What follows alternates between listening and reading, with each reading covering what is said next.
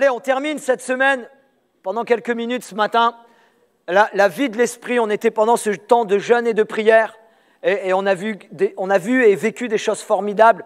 Et même, il y a des personnes, des amis, des frères et sœurs de l'Église qui n'ont pas pu venir pendant cette semaine de temps de jeûne et de prière, de mise à part. Mais je sais qu'il y a un grand nombre de personnes qui ont été là, soit devant les capsules, soit devant leur Bible, soit devant, mais en prière, en intercession, pour vous peut-être, pour votre foyer, pour l'Église, mais pour cette ville. On croit véritablement qu'il va y avoir des retombées spirituelles dans les semaines et les mois à venir. Ça, c'est une certitude, parce que nous avons apporté un sujet qui est la vie de l'esprit, mais parce que aussi, il y a une faim qui est là, il y a une soif qui est là. Mais mes frères et mes sœurs, Église de Dieu, Église locale, le phare Pau, le phare Lons, continuons d'avancer, continuons de progresser, continuons à abandonner, continuons à dire Seigneur, enlève ce qui enlève dans ma vie, dans notre vie, dans ta vie, ce qui bloque l'action du Saint-Esprit. Et si on rentre dans cette pensée, si on rentre dans cette dimension, si on rentre ensemble un cœur à cœur avec Dieu et dire Seigneur, enlève déjà dans ma vie ce qui bloque, ce qui empêche véritablement de voir ta gloire, on va commencer à la voir véritablement. C'est une vérité, c'est une réalité, la vie de l'Esprit. La vie de l'Esprit. La semaine dernière, nous avons vu le Saint-Esprit t'équipe. Alléluia. On revêt d'un équipement surnaturel par l'action du Saint-Esprit dans nos vies. Amen. C'est une réalité, c'est un fait. Le Saint-Esprit est là. Il y a un chant merveilleux qui dit encore d'ailleurs, le Saint-Esprit est là et tout peut arriver. Tout peut arriver.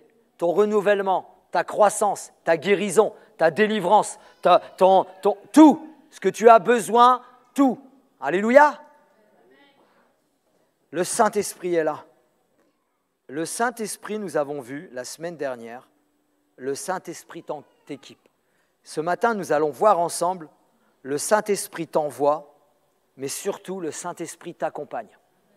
Qui que nous soyons ce matin, le Saint-Esprit t'envoie et le Saint-Esprit t'accompagne. Il t'envoie et nous sommes là. Oui, nous sommes là ce matin. Jonas, Jonas, quel prophète merveilleux, quelle personne incroyable. Jonas appelé par l'Éternel. Alléluia. Et ici, je vois une ribambelle de personnes. Ribambelle, c'est correct, ouais. Beaucoup de personnes envoyées par le Saint-Esprit. Alléluia. Le Seigneur t'envoie, mon frère. Le Seigneur t'envoie, ma sœur. Le Seigneur t'envoie, même jeune homme, jeune fille. Peut-être personne qui est là ce matin pour la première fois, et nous l'avons entendu. Oui, il y a des personnes qui viennent pour la première fois et qui disent « Mais Dieu m'envoie pas ». En tout cas, Dieu t'a envoyé ici ce matin. Amen. Alléluia. Et soyez les bienvenus. Soyez le ou la bienvenue. Jonas a été envoyé. La parole de l'Éternel, on peut mettre Jonas. La parole de l'Éternel fut adressée à Jonas, fils d'Amittai. En ces mots, « Lève-toi !» Ah, j'aime bien ça. Ça veut dire il dormait le gars. Lève-toi. Lève-toi. Va à Ninive, là où ça ne craint pas. La grande ville. Et crie contre elle. Waouh. Crie contre elle. Car sa méchanceté est montée jusqu'à moi. Et Jonas se leva pour aller servir Dieu de tout son cœur. Non. Et Jonas se leva pour s'enfuir à Tarsis, loin, il s'en va, il veut fuir de Dieu. Loin de la face de l'Éternel, il descendit à Jaffo et il trouva un navire qui allait à Tarsis. Il paya le prix du transport et s'embarqua pour aller avec les passagers à Tarsis, loin de la face de l'Éternel. Amen. Il faut être fou quand même pour croire qu'on va aller loin, très loin, on va s'enfuir de Dieu. Pardonnez-moi, mais c'est un prophète le gars. Même si à ce moment-là, peut-être il n'a pas, on ne sait pas trop. En tout cas, il fait partie des prophètes. Mais à ce moment-là, qu'il était prophète ou pas, à ce moment-là, c'était un monsieur, un jeune homme, qui avait grandi en Israël, qui connaissait les choses de Dieu, qui avait entendu parler des choses de Dieu. Et il connaissait même l'Éternel. On se rend compte après qu'il y avait vraiment des connaissances. Mais va relire ta Bible. pourrait lui dire, hein, vous savez, la prompte à la « va lire ta Bible ». Mes frères, Jonas, rappelle-toi des passages de la parole de Dieu. Tu es fou, Jonas. Jonas est parti à l'opposé de la direction dans laquelle l'Éternel l'avait envoyé.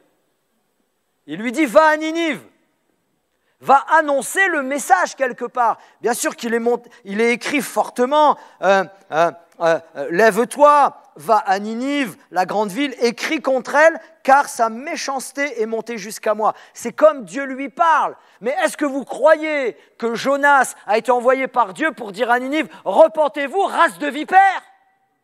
Moi, je ne crois pas, moi. Vous savez, il y a quelques temps, nous étions à un mariage encore, c'est une bénédiction, de plus en plus de mariages, et moi, je prie pour qu'il y en ait encore.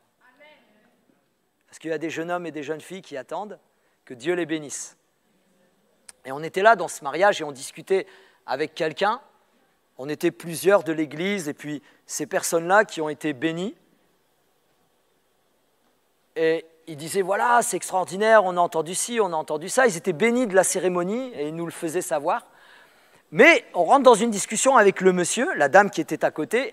Il me dit, le monsieur, mais j'ai quand même un problème dans l'Ancien Testament. Et ses propos étaient corrects. Où effectivement, c'est vrai que dans l'Ancien Testament, il y a des guerres, il y a des massacres, mais la vérité, c'est que dans l'Ancien Testament, le Dieu qui est dans l'Ancien Testament, il est le même que dans le Nouveau Testament. Sauf qu'il faut bien regarder, l'amour de Dieu était bien avant. Jésus n'est pas arrivé et dit « Oh, Père, t'es trop là avec eux, maintenant c'est l'amour ». Dieu est amour, les frères et sœurs, depuis tout le temps. Lisez bien l'Ancien Testament, nous voyons la manifestation du Dieu d'amour. Et moi, je ne crois pas que Jonas, bien sûr, il a été mandaté à appeler à la repentance, c'est clair et net, mais Jésus aussi a appelé au changement de mentalité, au changement d'action. Et moi, je crois que Jonas a été envoyé. Vous savez pourquoi il a fui ? Pour plein de petites choses, je pense, parce que déjà, c'était dangereux d'aller à Ninive. Le gars, c'était un juif, hein. Il ne fallait pas qu'il aille à Ninive. Ninive était les ennemis, à cette époque-là, du peuple hébreu, du peuple juif. Étaient les ennemis. Donc déjà, il ne voulait pas y aller. Il se passait des choses totalement contraires à sa foi, ou je dirais, à sa religion. Ou peut-être qu'il était feignant d'y aller là-bas, tout simplement. Moi, je n'ai pas envie de faire ça. Je n'ai pas envie d'aller là-bas. Puis en plus, ils sont méchants avec nous, ils ne nous aiment pas. Mais moi, je vais fuir loin de l'Éternel. Il est fou, Jonas. Il aurait dû lire, ou relire, ou se rappeler peut-être ce que David disait. Le psaume 139, verset 5. « Tu m'entoures par derrière et par devant, tu mets ta main sur moi. Une science aussi merveilleuse est au-dessus de ma portée. Elle est trop élevée pour que je puisse la saisir. Où irai-je loin de ton esprit? Et où fuirai-je loin de ta face? Si je monte aux cieux, bah ouais, tu y es. Et si je me couche au séjour des morts, ben t'y voilà. Si je prends les ailes de l'aurore et que j'aille habiter à l'extrémité de la mer, là aussi ta main me conduira et ta droite me saisira. Jonas, arrête de croire à toi-même ou te faire croire ou de mettre dans ta tête, Dieu ne me verra pas, il ne me verra plus, je vais m'enfuir loin de lui. Jonas, mon frère, ma sœur, Dieu te voit derrière ton masque. Qui que nous soyons, Dieu sonde nos cœurs et nos reins. Ne jouons pas avec Dieu. Ou je dirais ceci, ne jouons plus avec Dieu. Arrêtons de nous-mêmes tuer Christ en nous. Eh ouais, on tue Christ en nous. Ne jouons pas, Dieu nous voit. Dieu veut nous accompagner, nous conduire. Il connaît nos imperfections. Mais arrêtons de ressasser sans cesse Ce matin, abandonnons ce qui bloque l'action du Saint-Esprit dans nos vies. Et nous savons ce qui bloque le Saint-Esprit dans nos vies, mes frères et sœurs. Nous le savons. Arrêtons de croire que « Seigneur, tu n'as pas vu ça. Oh, Seigneur, il n'y a pas vu ça. » Seigneur nous accompagne là où nous sommes. Il nous donne cette grâce, et on va le voir après, de vivre en nous, encore une fois, d'être avec nous. On ne peut pas s'enfuir de la présence de Dieu. On ne peut pas jouer impunément avec la présence de Dieu. Jonas l'a bien compris à ses dépens. Incroyable. Dieu a envoyé la tempête. Dieu a envoyé la tempête. On connaît l'histoire. Après, ils ont su que c'était lui. Il s'est manifesté. Ouais, c'est de ma faute. Jetez-moi à l'eau. C'est la mort assurée. Quand on veut s'éloigner de Dieu, mes frères et sœurs, c'est la mort assurée. Quand on s'enfuit des choses de Dieu, c'est la mort assurée. Quand on veut goûter du fruit de l'arbre de la connaissance du bien et du mal, c'est la mort assurée. Ce que Dieu dit, Dieu l'accomplit. Est-ce qu'Adam et Ève sont morts quand ils ont mangé du fruit de la connaissance du bien et du mal? Non. Ils sont morts spirituellement. Ils se sont coupés de la présence de Dieu telle qu'elle était avant le péché, avant de connaître le bien et le mal. On ne peut pas s'enfuir de la présence de Dieu. Dieu nous accompagne, les amis. Dieu nous envoie et il nous accompagne. Pour bien faire, je l'ai dit la semaine dernière, les semaines précédentes, nous l'avons partagé, que Dieu veut se servir de chacun d'entre nous là où nous sommes, là où nous allons, au quotidien. Ce matin, tu es un témoin. Ce matin, tu es un témoin. Ça commence à bouleverser ton voisin qui te voit partir tous les dimanches à peu près à la même heure.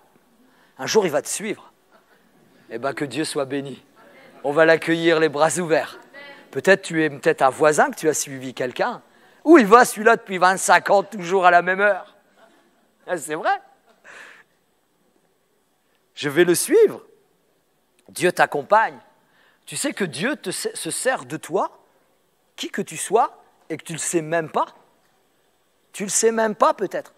Tu ne sais pas quand on revient vers nous quelques années plus tard, mais tu as dit telle chose, tu t'es manifesté de telle manière, tu m'as tendu la main à ce moment-là, etc.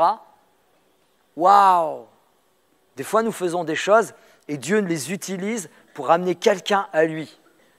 Le jour où tu seras au ciel, quelqu'un peut-être viendra te voir et dira « c'est grâce à toi ». Oh bon, tu m'as dit ça ce jour-là, tu m'as encouragé sur ça, tu as prié pour moi, toi tu ne te souviens plus. Mais lui s'en souvient parce que ça a marqué sa vie. Mes frères et sœurs, nous sommes tous serviteurs et servantes de l'Éternel. Dieu nous envoie, nous ne nous enfuyons plus. Alléluia. Ne nous enfuyons plus. Travaillons, cherchons et prions. Ouais, mais moi peut-être tu dis, moi c'est fini pour moi, c'est terminé, j'ai trop fait de mal, ou alors, ouais, j'ai encore chuté hier, ou alors, je suis déçu, j'ai été blessé, j'ai plus envie, de toute façon ça ne sert à rien. Eh bien moi je déclare ce matin que Dieu n'en a pas fini avec toi. Dieu n'en a pas terminé avec toi, mon frère, ma sœur, qui que tu sois, quel que soit là, ou quel que soit à l'endroit où tu es allé, pensant inconsciemment que Dieu ne va pas te suivre dans ces domaines, mais Dieu y avait un regard sur toi. Ouais. Dieu y a un regard sur toi. Vous savez pourquoi je le sais? Parce que je le sais, c'est tout. Vous savez pourquoi je le sais? Parce que tu as fait une alliance avec Jésus. Tu as fait une alliance avec le roi des rois. Et lui, dans son alliance, nous des fois on s'écarte de notre alliance, un peu comme Jonas, mais lui s'écartera jamais de l'alliance que tu as fait avec lui. Il a un regard sur toi, il marche, il est avec toi. Ça t'est jamais arrivé d'être tellement fatigué que tu crois que toi tu t'es arrêté et tu ne sais même pas comment tu t'es avancé. Comment tu as avancé, comment tu as marché à ce moment-là. Tu ne sais même pas. Il y a cette histoire où cet homme qui marche dans le sable, et à un moment donné, il y a les 2 pas, et puis après, il reste qu'on voit que 2 pas. Il y avait les 4 pas qui est là, Jésus et tout, et puis il reste que 2 pas. Et il croit que c'est les siens. Non, c'est Jésus qui le porte à ce moment-là. Parce que Dieu nous porte au moment où on ne le voit même plus, où on le sent même plus. Souvent on veut, Seigneur, ta présence, je veux sentir ta présence. La présence de Dieu, les amis, ce n'est pas un frisson, ça c'est un sentiment ou un ressenti. Ce n'est pas un frisson, la présence de Dieu. La présence de Dieu, elle est là, point. La présence de Dieu, c'est un acte de foi. C'est pour ça, moi, ça me fait rire. Ouais, ici, il n'y a pas la présence de Dieu.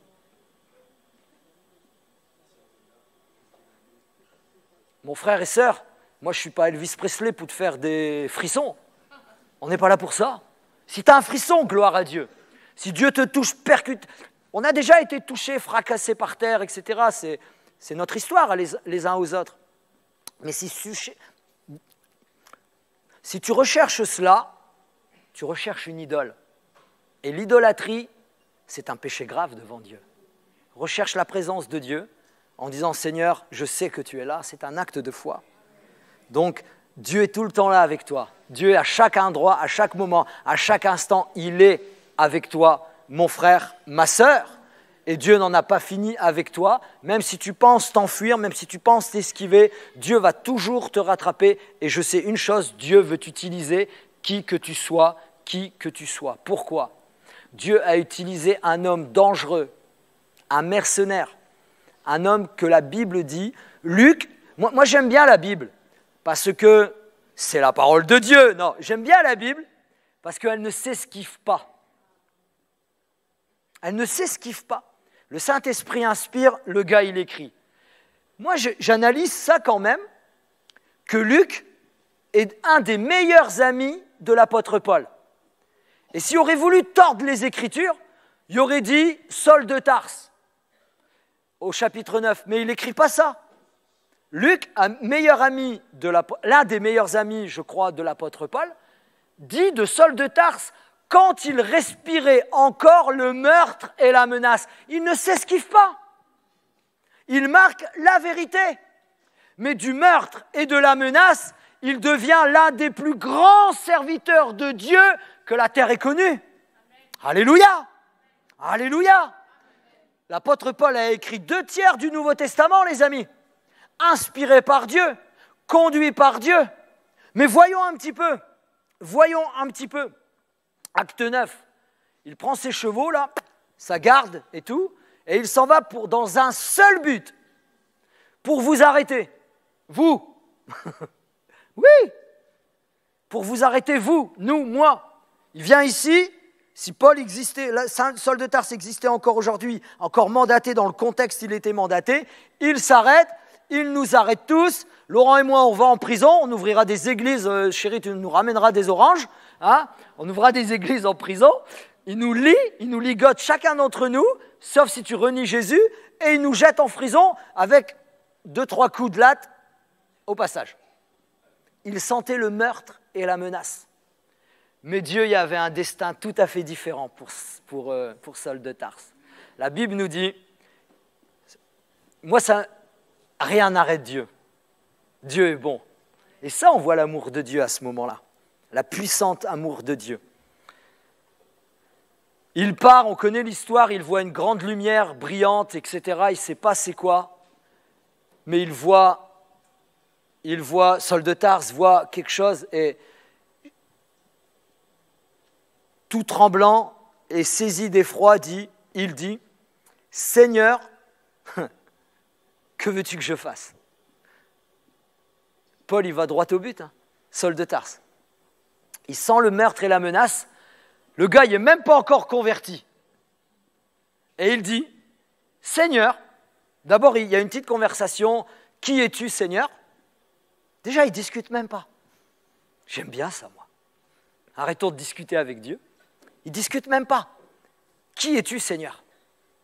Et Jésus répond, je suis Jésus, que tu persécutes. Qu'est-ce que tu veux que je fasse ? Combien de fois nous on discute ? Ouais, mais non, là, il n'y a pas moyen. Là. Oh non, mais ça, je ne veux pas faire. Lui là, jamais de la vie je vais lui parler. Elle là, encore moins. Et lui, Paul, il dit, qu'est-ce que tu veux que je fasse? Moi, j'aimerais bien que tu éteignes ton portable ce matin. Ça me rendrait service ce matin. Ça arrive, hein. Mais mettons-le, apprenons-le à le mettre sur silence. Que veux-tu que je fasse? Lève-toi, encore une fois, comme à Jonas, lève-toi. Mon frère, ma sœur, nous sommes appelés à nous lever de nos positions déjà, à nous lever de nos arrêts, à nous lever et à reprendre le chemin de différents services. Lève-toi, entre dans la ville et là, bientôt, on te dira ce que tu dois faire.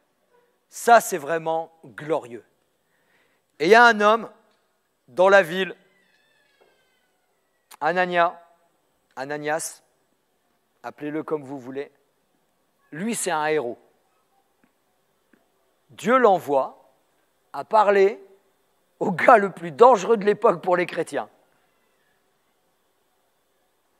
Mais lui, il n'est pas au courant, il n'est pas informé de ce qui s'est passé.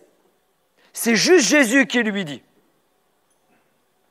Il va te parler dans ton oreille, le Seigneur, et il va dire, va en Corée du Nord, tu rentres au palais de notre ami Tombou, enfin je ne sais plus là, et tu vas lui annoncer l'évangile. Alléluia! Il n'y a pas moyen. Il n'y a pas moyen. Non, Seigneur, ce n'est pas moi que tu appelles. Non, je suis indigne que tu m'appelles ça. Pardonnez-moi, mais c'est exactement ce qui se passe à ce moment-là. Saul de Tarse, c'est le gars le plus dangereux. Il a autorité, il est mandaté, il peut faire ce qu'il veut. Mais Jésus lui dit, Ananias, t'inquiète pas. Tu vas lui annoncer combien il doit souffrir pour moi. Ah ben je vais y aller alors. Espèce de... Bon. Et quand Ananias rentre dans la pièce, il dit, Saul, mon frère. Oh punaise! Quel changement radical! Moi, j'aime cette parole. Elle me fait frissonner, pardonnez-moi. Elle m'émeut même. Saul, mon frère! Waouh!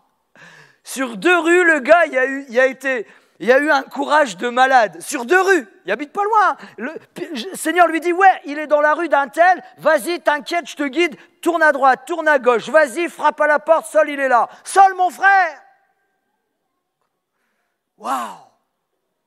Ils ont une conversation, etc. Il lui dit, hein, tu vas servir Dieu, etc. J'imagine, hein, ils ont une conversation. Qu'est-ce qu'il fait tout de suite? Il le baptise. Oh, au nom du Seigneur Jésus, tu es baptisé. Il ne lui a pas dit, repens-toi, race de vipère, t'es un sale type, tu nous as torturés, et je dois... Ah. Vous savez un peu les choses qu'on pense là, les uns sur les autres. Non, Saul, mon frère, alléluia.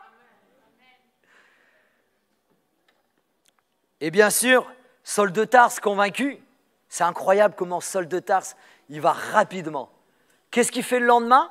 Il repart à sa maison, il prépare ses affaires, il va étudier pendant 35 ans. Non. Et aussitôt, il prêcha dans les synagogues que Jésus est le Fils de Dieu. Alléluia! Gloire à Dieu! Aussitôt le gars, baptisé, il partit. Il annonça ici dans le contexte de la ville, après il y a toute une histoire derrière, hein, ça on le sait, mais l'objectif c'est quoi? C'est de dire Dieu y appelle, Paul il y va. Jonas il est appelé, Dieu appelle Jonas, Jonas il fait demi-tour. Mais mon frère, ma sœur, Dieu t'accompagne. Dieu, t'envoie. Il nous envoie chacun d'entre nous, mais dans cet envoi, Dieu t'envoie, mais Dieu t'accompagne. Dieu t'accompagne. D'ailleurs, c'est une de ses promesses fondamentales à Jésus avant de partir. Matthieu 28, verset 20, « Et enseignez-leur à observer tout ce que je vous ai prescrit. » Là, il le dit, allez-y, c'est encore un envoi, lève-toi, vas-y. Nous, chez nous, dans le Nord, on dit « Sakenda », vous connaissez tous? Vous avez tous compris? Va à l'œuvre, travaille, vas-y. En fait, ça veut dire « vas-y à fond ». Sakenda. Je commençais à parler le patois, moi. Et enseigne-leur à observer tout ce que je vous ai prescrit. Et voici, je suis avec vous tous les jours, jusqu'à la fin du monde. Je serai avec vous tous les jours. Quelle promesse extraordinaire. Quelle promesse extraordinaire. Une question à nous poser, est-ce que nous marchons à chaque jour dans cette promesse? Parce que lui, oui. Dieu, oui. Ah ouais.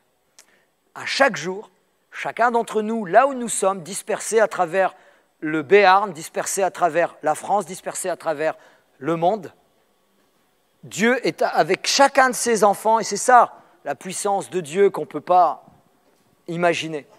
Il est à chacun de ses enfants, à chaque réveil, il veut montrer, voilà, il montre, il acquiesce, si je puis me permettre de dire cela, il acquiesce sa promesse, je suis avec toi. Même la nuit, il est avec nous.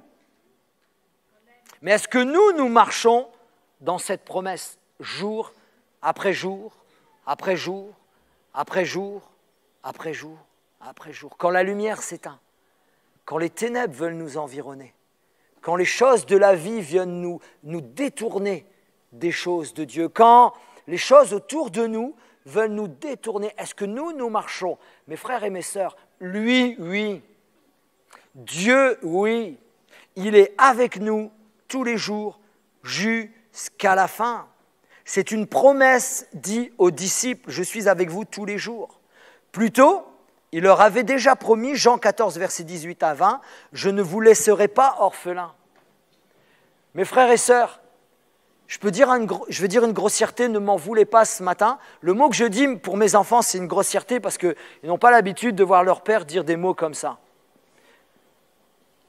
Nous étions bâtards spirituellement fut un temps. Pardonnez-moi du mot, hein. Mais le mot que je dis à mes enfants, il est dans le dictionnaire. Nous étions bâtards spirituellement. Eh ouais, t'es grave là, pasteur. Non, nous étions bâtards. Orphelins. Mais Jésus dit, je ne vous laisserai plus orphelins. C'est terminé ça. Je ne vous laisserai pas orphelins. Je viendrai vers vous. Vous me verrez parce que moi, je vis. On sait que Jésus est vivant.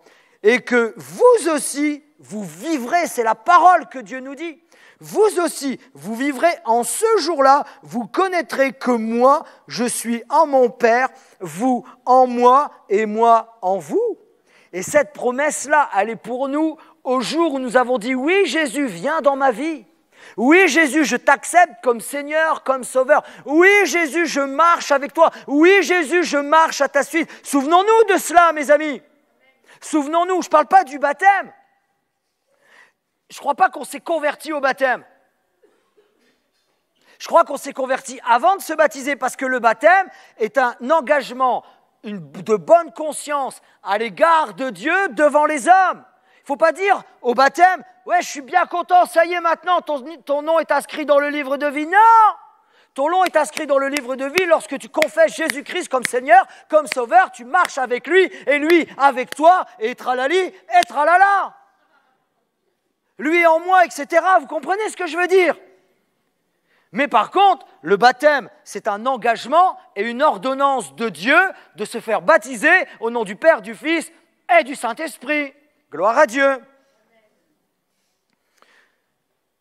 Jésus n'est pas seulement avec nous, on le sait, mais je le répète peut-être pour quelqu'un qui l'a mal entendu, il est en nous.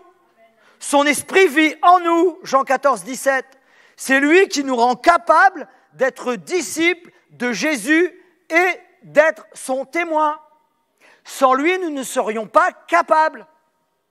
Eh oui, mes frères et sœurs, notre intellect, nos capacités, nos raisonnements, notre façon de faire et notre façon d'être, spirituellement, pour le royaume de Dieu, humainement parlant, nous sommes très limités. Et nous ne pouvons pas avancer. Mais avec l'aide de Dieu dans nos vies, avec l'aide de Dieu au quotidien, parce que Jésus est avec nous tous les jours jusqu'à la fin des temps, il y a une autre dimension. Alléluia! Quelqu'un dit, moi je combats les puissances de ténèbres, genre on se croirait dans Sangoku là. Wow! Nous, contre le royaume des ténèbres, on ne peut rien faire. Un éternuement, tu es plaqué contre le mur. Mais avec celui qui vit en nous, ça fait toute la différence. Alléluia. Car celui qui vit en nous est plus grand que celui qui vit. C'est une gloire, c'est une promesse de Dieu, c'est une grâce de Dieu. Oui, mon ami, mon frère, ma sœur, celui qui est avec nous est plus grand que celui qui vit dans le monde, est plus grand que celui qui veut détruire ton foyer, qui veut détruire ta famille, qui veut te détruire Christ en toi. Il est plus grand, il est plus grand, il est plus grand, mes frères et sœurs, il est plus grand. Et il nous donne le pouvoir de devenir enfants de Dieu. Et aussi, amis, nous avons tout le pouvoir et toute l'autorité qui appartiennent à Jésus-Christ. Nous avons tout pouvoir et toute autorité qui sont à Jésus-Christ. La Bible nous dit qu'il est reparti à sa... Enfin non, moi je le traduis comme ça, il est reparti à sa place initiale. Car Jésus est de toute éternité. D'accord ? Vous êtes d'accord avec cela? Mais il s'est abaissé pour un temps. On dit 33 ans et demi à peu près. Il a fait sa mission, il est allé jusqu'au bout, il a été enlevé. Et il est revenu. Et quand il est revenu à la droite, il a reçu tout pouvoir, toute autorité. Rien n'est il est au-dessus de tout. Quel que soit l'endroit, il est au-dessus de tout. Sur tout l'univers, il est au-dessus de tout. Sur la création, il est au-dessus de tout. Alléluia. Et pourtant, celui qui est au-dessus de tout s'est abaissé pendant un moment. Et il a reçu, comme je le disais, tout pouvoir. Il a reçu le sceptre. On parle de sceptre, on parle de royauté. Et j'aime Jésus. Parce que la Bible nous enseigne qu'il l'a donné à l'Église. Eh ouais. Et en Jésus-Christ, nous avons toute autorité. Vous savez que souvent on dit « bientôt tu vas saisir la victoire ». C'est vrai ça, c'est même encourageant, bientôt. Mon frère, ma sœur, arrêtons de croire que bientôt nous allons avoir la victoire. Et disons, la victoire, elle est à nous. La victoire, elle est déjà accomplie. La victoire, c'était il y a 2000 ans à la croix. Je marche dans la victoire. Ose le dire quand tu vas mal. Ose le dire quand ça ne va pas. Ose le dire quand tout te prouve le contraire et l'ennemi va te murmurer, tu es foutu. Tu es cuit. C'est terminé pour toi, c'est fini. Bah toi, tu te lèves, tu dis, mon Jésus est victorieux. Mon Jésus à la croix, il t'a mis une torcha, mon pote. Bam! Tu dégages, alléluia!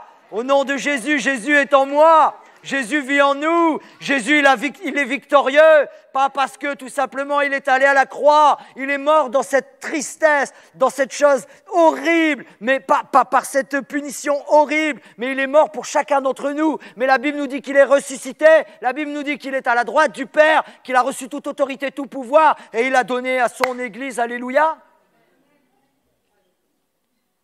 Donc nous sommes victorieux. Et je le répète, et voici, je suis avec vous tous les jours jusqu'à la fin du monde. Jésus nous accompagnera, le Seigneur nous accompagne, quel que soit ce que nous entreprenons. Exode 33, verset 14, l'Éternel répondit, « Je marcherai moi-même avec toi et je te donnerai du repos. » Moïse lui dit, « Si tu ne marches pas toi-même avec nous, ne nous fais point partir d'ici. » Il y a un contexte très particulier où c'est tout. C'est comme si Dieu en avait marre. Il dit à Moïse, c'est terminé, vas-y, vous allez marcher, je vous enverrai un ange. Et il y a cette prière, mais je suis convaincu que Dieu le savait, il a plus secoué un peu Moïse. Mais si tu ne viens pas avec nous, moi, j'y vais pas. Et combien de fois, nous, on court vers les choses, mais comme sans Dieu. Vous voyez ce que je veux dire ? On court faire, et c'est bien de faire. Mais Seigneur, moi, je veux que tu sois avec moi. Mieux que ça, je veux que tu sois devant moi. C'est ça le bouclier de la foi. Hein. Mieux que cela, Seigneur, je veux que tu sois devant moi. Tu es ma protection. Tout à l'heure, on l'a lu, tu es ma forteresse. C'est toi, je veux que tu m'accompagnes. Je veux que tu me donnes la direction. Ça, Paul l'avait bien compris. Deutéronome 30, on va partir. Deutéronome 31, verset 6. Fortifiez-vous et ayez du courage, ne craignez point, ne soyez point effrayés devant eux, car l'Éternel ton Dieu marchera lui-même avec toi, il ne te délaissera point et il ne t'abandonnera point. Dieu est avec nous, l'Éternel marchera lui-même devant toi, il sera lui-même avec toi, il ne te délaissera point, il ne t'abandonnera point, ne crains point et ne t'effraie point. Amen. Exode 33, verset 16, comment sera-t-il donc certain que j'ai trouvé grâce à tes yeux, moi et ton peuple, ne serait-ce pas quand tu marcheras avec nous et quand nous serons distingués, moi et ton peuple, de tous les peuples qui sont sur la face de la terre. Amen. Distingués de tous les peuples. Distingués de tous les peuples. Mes frères et mes sœurs, nous sommes distingués. Nous sommes mis à part. Mais toi, tu ne le vois même pas. Il y a des gens, ils ne le voient même pas, ils ne le savent même pas, ils ne le réalisent même pas. Parce qu'on est dans le trou souvent avec nos problèmes, nos difficultés, souvent dans les églises, j'ai souvent entendu « Ça va, ça a été cette semaine ?» Ah, c'est dur, hein. Oh là là. Allez, on va louer le Seigneur. Alléluia. Et tralali, et tralala. Bon, je ne vais pas chanter. Mon frère, ma sœur, saisissons la vie. Saisissons la vie. L'apôtre Paul, il a dit à Timothée, saisis la vie. La vraie vie, et nous l'avons, elle est en nous. Bien sûr qu'il y a des tempêtes. Bien sûr, hier nous étions, le pasteur Laurent et moi-même, nos bien-aimés et tout, en train de les bénir pour leur union de mariage. Et c'était un moment festif et extraordinaire. Mais bien sûr, ce n'est pas tous les jours comme ça. Et on leur a dit, le vent va souffler, la pluie va tomber. La maison, elle va basculer de droite à gauche. Je ne suis pas en train de faire une danse, là, de droite à gauche. Et ta maison, en ce moment, peut-être, elle est en train d'être basculée de droite à gauche. La barque, il y a même les vagues qui vont dedans, et toi, tu écopes, et tu écopes, et tu écopes. Et tu te dis, Jésus, tu dors. C'est ce qui s'est passé. Jésus dort. Et on ne le réveille pas. Laisse-le dormir. Mais nous, on va mourir, là. Mon frère, ma sœur, s'il est dans la barque, c'est bon. S'il est dans la barque, c'est bon. Juste toi, tu as besoin de te mettre sur le côté et de dire, oui, Seigneur, tu es avec nous dans la barque. Bon, réveille-toi un petit peu, ça serait cool, mais Seigneur, tu es dans la barque. Je vais m'accrocher, je vais m'attacher. Ta parole, elle est vivante. Tes promesses sont vraies, elles sont certaines. Tu seras avec moi, quoi qu'il arrive, quoi qu'il se passe. La maison est secouée, la maison tremble, la maison, le vent souffle. Mais Seigneur, tu es avec moi. Donc, ne crains rien, verset prochain, ne crains rien, car je suis avec toi. Ne promène pas des regards inquiets, car je suis ton Dieu. Je te fortifie, je viens à ton secours. Je te soutiens de ma droite triomphante, Jésus-Christ, Seigneur et Sauveur. Alléluia. Ne crains rien. Ne crains plus. Ne craignons plus. Marchons ensemble. Marchons ensemble. Malgré nos différences à tous les niveaux, nos différences dans tous les domaines. Nos différences, les frères et sœurs, il n'y a que des différences ici, 80, on a des différences les uns les autres. Différences de vivre, différences de vision, différences d'origine, différences de couleur de peau, différences d'arrière-plan, différences de pays, différences même de continents. Je crois qu'il y a 3 ou 4 continents représentés ici. Mais l'unité n'exige pas l'uniformité. Nous sommes ensemble pour le meilleur et pour les pires et nous allons avancer ensemble pour le meilleur que Dieu va nous envoyer, va nous donner. Ne crains plus, ne craignons plus. Laisse-moi te dire ce matin, nous sommes distingués, nous sommes différents, que tu le veux ou pas. Nous sommes distingués. La différence qui nous fait, nous sommes marqués.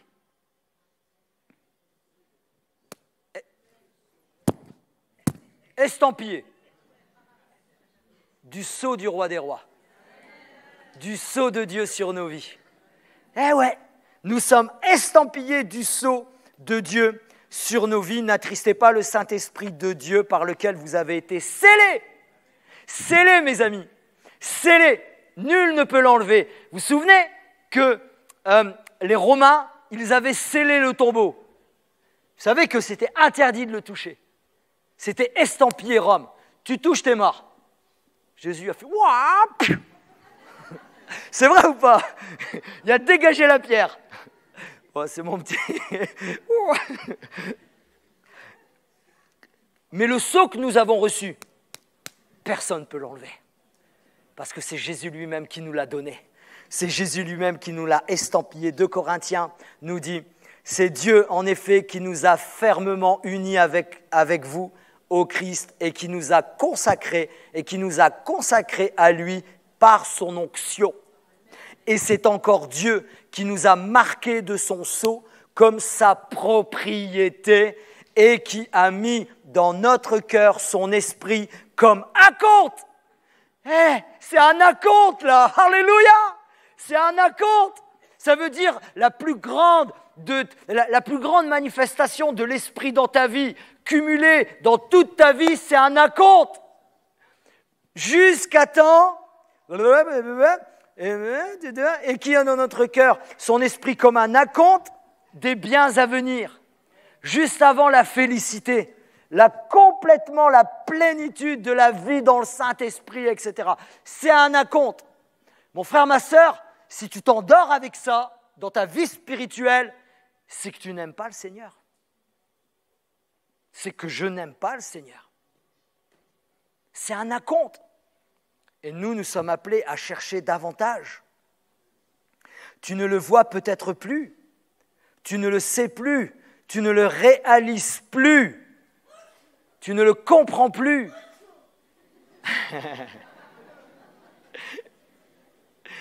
Tu ne le comprends plus, tu ne le réalises plus, tu ne le vois plus. Mais le sceau de Dieu constitue notre identité. Le sceau de Dieu constitue notre identité. Tout à l'heure, je disais, on est tous différents et c'est ça qui fait notre richesse. C'est cela qui fait notre richesse. Terminons par ceci, Acte 18, verset 10. « Car je suis avec toi et personne ne mettra la main sur toi pour te faire du mal. » L'ennemi peut faire qu'une seule chose, c'est rugir comme un lion et te faire peur. Et il le fait très bien. Pardonnez-moi, je vais lui donner des éloges. Il le fait très bien. C'est une vérité. C'est une réalité. Quand tu saisis sa peur, c'est qu'il a réussi son job. Mais ne le laisse plus aller plus loin aujourd'hui. Car Dieu est avec toi et personne ne mettra la main sur toi pour te faire du mal. Il peut que te faire peur. Il peut que te crier dessus. Il peut que aboyer comme un lion perdu dans la savane. Mais toi, tu lui dis « ferme ta bouche ». Ferme ta bouche. J'aurais pu dire autre chose parce que c'est un animal, mais je dis « ferme ta bouche ». Parce que celui qui vit en moi est plus grand que celui qui vit que toi-même. Alléluia. Et il te dit encore, et la suite, il nous le dit à chacun d'entre nous, « parle, parle, ouvre la bouche, car j'ai un peuple nombreux dans cette ville. » Ça ne veut pas juste dire parler, ça veut dire continue la route, continue à marcher, continue à avancer, continue à progresser.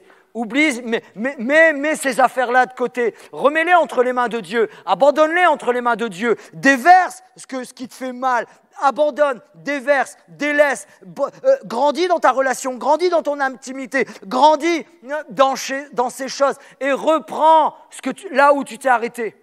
Reprends là où tu as abandonné. Reprends le chemin du travail pour Dieu, le service pour Dieu dans l'église, à l'extérieur de l'église. Vas-y, je suis là, je t'équipe, je t'envoie et je t'accompagne. 2 petites choses pour terminer. On sert par amour, les amis. Si ce matin, hier, quelques semaines, quand tu viens à ton service, ou quand tu sers Dieu, tu le fais « Ah !» Non, reviens à ton amour, reviens à l'amour, on sert par amour. Servir par amour. Une femme qui était mariée à un homme qu'elle n'aimait pas. C'est une histoire que je vais vous raconter. Celui-ci l'obligeait à se lever à 5 heures tous les jours. Celui-ci l'obligeait à se lever à 5 heures tous les matins. Écoutez le gars. À préparer son petit déjeuner et à lui servir à 6 heures pile.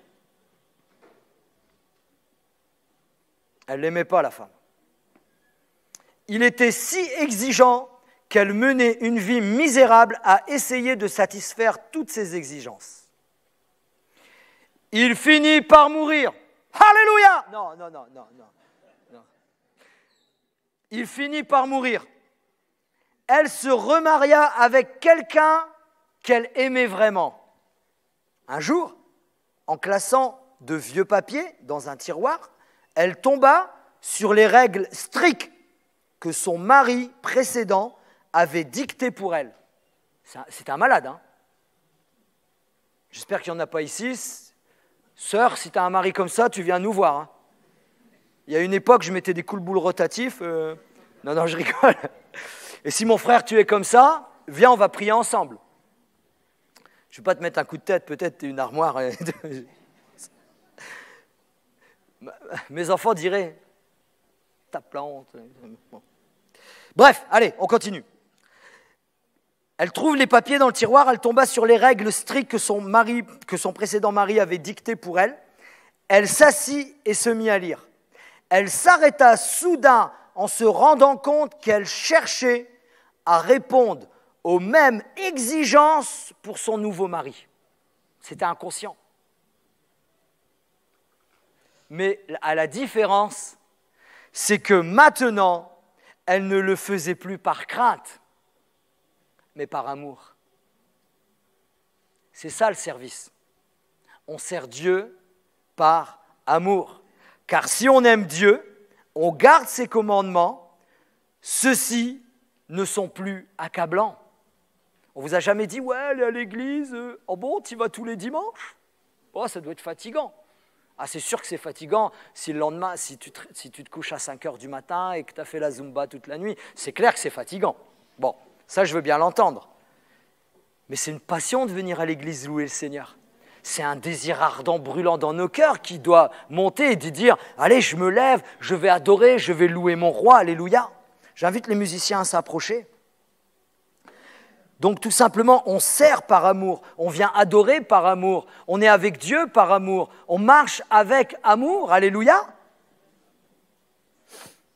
Je vais t'encourager ce matin avec un tout petit verset, après on va finir par un deuxième. Je puis tout par celui qui me fortifie. Je puis tout par celui qui me fortifie. Un dernier verset, ainsi mes frères et sœurs bien-aimés, je le dis ce matin, ainsi mes frères et sœurs bien-aimés, soyez fermes, soyons fermes, inébranlables, travaillons de mieux en mieux à l'œuvre du Seigneur, sachant que notre travail n'est pas sans résultat dans le Seigneur. Je vais encourager quelqu'un ce matin. Je vais encourager plusieurs personnes ce matin. Je vais encourager peut-être des animateurs découragés. Je vais peut-être encourager des prédicateurs découragés. Je vais peut-être encourager des animateurs de jeunes, des animateurs d'ados, des animateurs, des chanteurs, des musiciens, des accueilleurs, des gens qui accueillent, des gens qui font la technique, des gens qui font des repas, des gens qui font des agapes, des gens qui font le ménage. Quoi que nous fassions, mes frères et sœurs, dans le Seigneur, ce n'est jamais en vain. Nous ne le voyons pas. Nous ne saisissons pas. Nous ne le réalisons pas. Mais il y a un impact surnaturel, puissant et spirituel quand on sert le Seigneur d'une manière ou d'une autre. Je vais encourager un frère, je vais encourager une sœur. Ce n'est pas en vain que tu bosses. Ce n'est pas en vain que tu pries. C'est pas en vain que tu travailles. C'est pas en vain que tu prends le balai. C'est pas en vain que tu règles les micros. C'est pas en vain que ce matin on est là ensemble. C'est pas en vain. Non, c'est pas en vain. Parce que derrière, il y a des âmes et des âmes, des jeunes, des moins jeunes, des vieillards, des papis, des mamies, des couples, des foyers qui sont restaurés, rénovés, renouvelés. Ce n'est pas en vain. Alors reviens là où tu t'es laissé bousculer, poussé par l'ennemi de ton âme. Peut-être tu dis dans ton cœur, ouais mais c'est à cause d'un tel, que je ne sers plus, que je ne fais plus. Non, c'est l'ennemi de ton âme qui a mis en place un processus qui s'est servi effectivement d'un tel ou d'un tel pour que tu bouges. Non, c'est rien, bénis ton frère, bénis ta sœur. Mais toi, reviens. Toi, ta mission, c'est de revenir. Toi, ta mission, c'est de s'y remettre. Toi, ta mission, c'est de réaliser que Dieu te veut là où tu es parti, de où tu es parti. Parce qu'il t'envoie, il t'équipe, il t'accompagne. C'est un ordre de Dieu. Ce n'est pas un ordre d'un homme. Si j'insiste, c'est parce que je suis poussé. Si j'insiste, parce que il faut que tu rentres dans ces choses. Alors soyons honnêtes ce matin. Dieu veut bouleverser le Béarn. Moi, je suis un ch'ti, les gars, messieurs, dames. Je disais à un frère hier, moi, je suis un ch'ti, là. J'aime ma patrie, ma région. Et j'étais un chauvin. Je bouge pas. Je reste dans le nord, moi. J'aime le froid. Je vous promets, je pleurais pour ma région. Et je dis jamais je vais dans le sud. C'est des fous là-bas.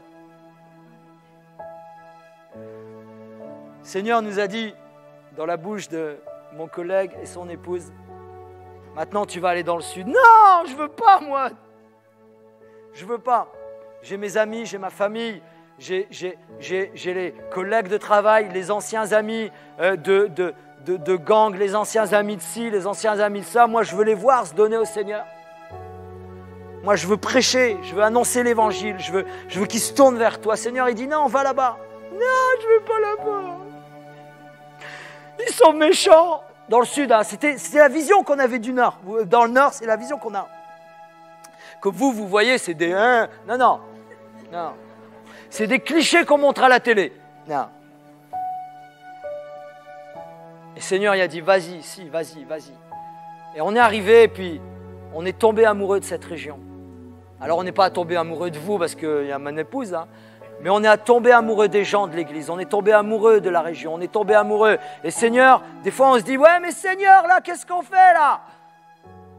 On reste, on s'accroche, on s'attache, on y va, on travaille, on bosse, on relève les manches, on met les mains dans le cambouis, on prie, on intercède, on lâche tout, on abandonne tout. Seigneur, c'est toi qui nous dirige. Seigneur, c'est toi qui nous as vus là. C'est toi, on marche ensemble, on est ensemble, on avance, on progresse, on persévère, on gagne des âmes, on renouvelle. C'est pour ça qu'on est là. Et on ne bougera pas. Alors on se lève, mes amis, mes frères et sœurs. Et on va commencer à prier le Seigneur. On va commencer à demander une grâce toute particulière ce matin. Parce que je le sais, je ne vais plus faire un appel devant, il est trop tard. Mais là où tu es, mon frère, ma sœur, tu vas réclamer une grâce particulière de Dieu. Tu vas demander une grâce particulière de Dieu. Tu vas demander un renouvellement particulier à Dieu. Tu vas demander une touche de la présence de Dieu. Tu vas demander un rafraîchissement spirituel, un renouveau surnaturel. Commence à prier là où tu es. Commence à prier là où tu es. Commence à prier qui que tu sois, nouveau chrétien dans l'église. Nouveau chrétien dans l'église, animateur, animatrice, sonorisateur, technicien, conducteur de louanges, musicien, que tu travailles au service des boissons, que tu travailles à la pépinière, à la pouponnière, pas à la pépinière, tu travailles à la pouponnière, que tu travailles avec le club, que tu travailles avec les jeunes, que tu travailles avec les ados, que tu travailles au ménage, quel que soit l'endroit où tu travailles, quel que soit l'endroit où tu as abandonné, dis dans ton cœur, Seigneur, remets-moi sur le chemin du travail pour l'église. Remets-moi sur le chemin du travail pour les âmes. Remets-moi sur le chemin de bénir quelqu'un dans cette journée, demain, après-demain. Renouvelle en moi un cœur bien disposé. Renouvelle en moi le feu brûlant pour les âmes. Renouvelle en moi le feu qui brûle pour l'église. Renouvelle en moi le feu qui brûle. Mon frère, ma sœur, tu dois aussi prier ce matin. Renouvelle en moi, remets en moi un esprit de prière, un esprit d'intercesseur. Renouvelle en moi le feu. Alléluia. Et le feu, tu recevras, mon frère, ma sœur. Le redynamisme, tu recevras. Que tu sois diacre, serviteur, servante, que tu sois ancien, que tu sois pasteur, reçois le renouvellement du Saint-Esprit ce matin. Le Seigneur parle à chacun d'entre nous ici présents ce matin. Je voudrais qu'on reste 1 minute ou 2 dans cet état d'esprit en disant « Seigneur, viens enlève ce qui me bloque, enlève ce qui m'empêche, enlève ce qui bloque à l'action de ton esprit, enlève, Seigneur, ce qui m'empêche de véritablement, puissamment rentrer dans les choses que tu as préparées pour moi. » Je demande que les yeux soient fermés, pardonnez-moi. Pendant quelques secondes, même l'estrade, jouez avec les yeux fermés, les amis. Je vais juste faire un appel à main levée, là où tu es, et je vais prier pour vous. Voilà. Celui qui veut revenir là où il est, celui qui a besoin d'un renouveau, celui qui a besoin d'un rafraîchissement, celui qui a besoin de revenir véritablement là où tu as quitté, là où tu es parti. Lève la main très haut, il va me falloir quelques secondes. Il va me falloir, voilà, gardez la main levée, les amis. Gardez la main levée, gardez les mains levées. Si tu as besoin d'un renouveau, si tu as besoin d'un rafraîchissement, si tu as besoin d'une touche de la présence, gardez-les parce qu'il va me falloir quelques minutes, la salle est grande et il y a des dizaines de mains qui se lèvent un peu partout. Gardez la main levée. Alléluia, je vois des dizaines de mains levées. Gardez, comment je vois, je prie. Le Seigneur te voit, mais moi je continue à prier. Gloire à Dieu, gloire à Dieu, gloire à Dieu. Et on prie ensemble. Seigneur, nous te prions vraiment. On prie ensemble, les amis. On prie pour l'un, on prie pour l'autre. Si ton épouse, elle est dans le truc où elle a levé la main. Si ta fille, ton fils a levé. Commence à prier. Qu'on prie ensemble, Église de Dieu. Seigneur, renouvelle chaque personne qui a levé la main. Bénis chaque personne qui ont levé les mains. Seigneur, renouvelle moi aussi, renouvelle-nous aussi. Renouvelle chacun d'entre nous. Dans ce zèle, dans cet amour, dans cet élan. Pour toi, Seigneur. Premièrement, pour la prière. Ensuite, pour un renouveau. Ensuite, pour un souffle de l'Esprit. Seigneur, merci de bénir chacun, chacune, chaque personne, chaque frère et sœur, chaque dame, chaque époux, chaque épouse, chaque jeune qui ont levé la main et qui veulent aller plus loin avec toi, qui veulent progresser, qui veulent avancer. Mais je te prie également pour ceux qui auraient dû lever la main. Je te prie d'aller les toucher, d'aller les bénir, d'aller les renouveler, d'aller les remplir de ta présence, de donner comme un renouveau, une onction fraîche. Au nom de Jésus,